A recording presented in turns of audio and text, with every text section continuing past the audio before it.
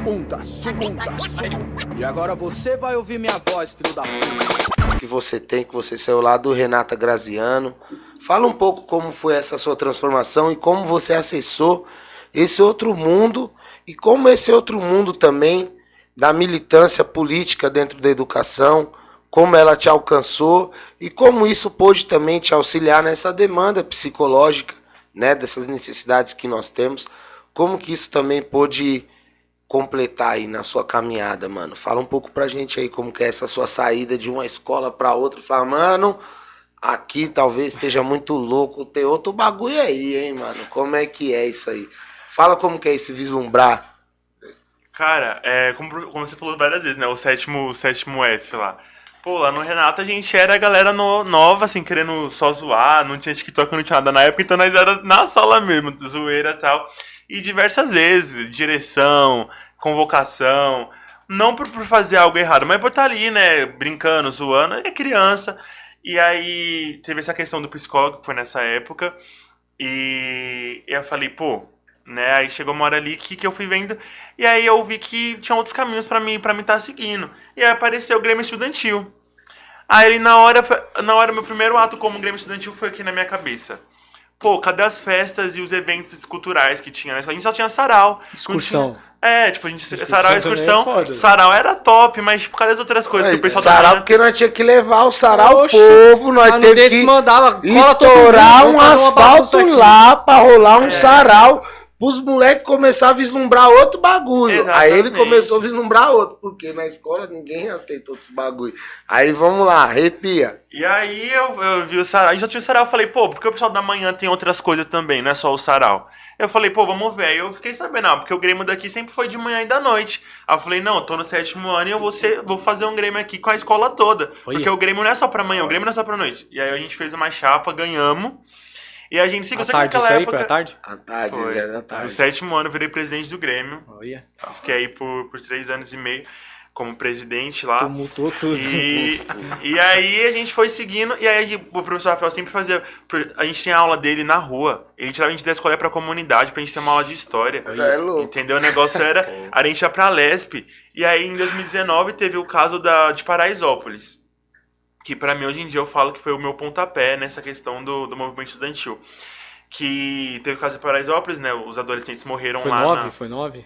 2019. 2019. Não, Foram mas 9. Foi 9? Foram 9 E adolescentes. um era lá do Renata. Um era nosso estudante. E aí lá eu lembro que na mídia na época, e lá na Nesp, quando a gente foi lá, a galera falou assim que era culpa do jovem da periferia que tá indo pro baile funk, que não tem o que fazer, não tem o que estudar, não tem o que fazer. E naquela hora, quando eu ouvi isso, eu fiquei indignado. Eu falei, pô, não é isso. Cadê a cultura que a gente tem? O que a gente tem pra fazer no nosso tempo livre? A gente não tem recurso na quebrada pra estar lá fazendo alguma coisa. Eu falei, pô, aí os caras já tá pesando nessa.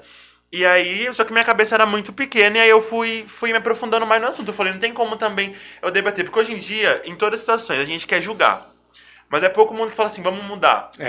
Entendeu? Frase boa. E aí eu fui começando Muitos aí... pra julgar, poucos pra mudar. E aí foi onde eu encontrei a UMES. O Grêmio da minha escola, quando eu entrei na ETEC, eu comecei a participar do Grêmio de lá também. E a galera do Grêmio já participava do movimento estudantil. E aí acabei indo em plenário, fui começando e comecei a entender. E aí eu falei assim, pô, a gente tem que começar a trazer também, mudar, colocar a nossa visão.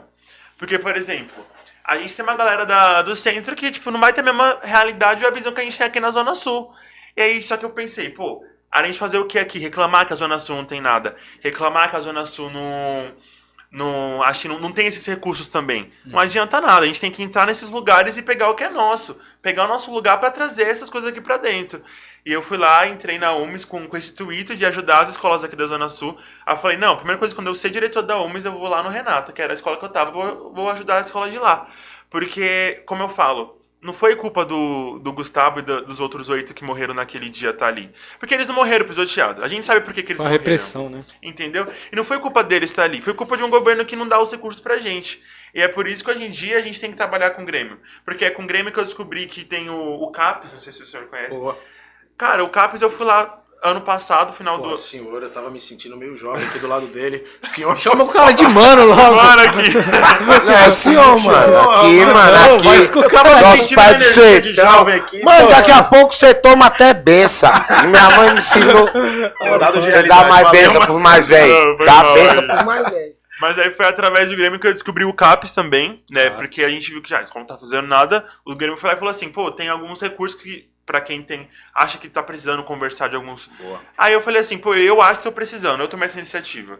Falei assim, pô, vou no CAPS, é público, é um recurso que a gente tem. E foi lá, tipo, a galera ouviu, foi que nem ele falou, o mesmo processo que você falou que você fazeria comigo. Fizeram lá, primeiramente chegou, ouviu, conversou, viu a realidade. E aos poucos a gente foi trabalhando, foi uma coisa que eu preferi não continuar, porque eu falei, pô, é uma coisa pública. E chegando lá eu encontrei várias realidades, de pessoas que realmente precisavam estar ali. O CAPS, só um adendinho.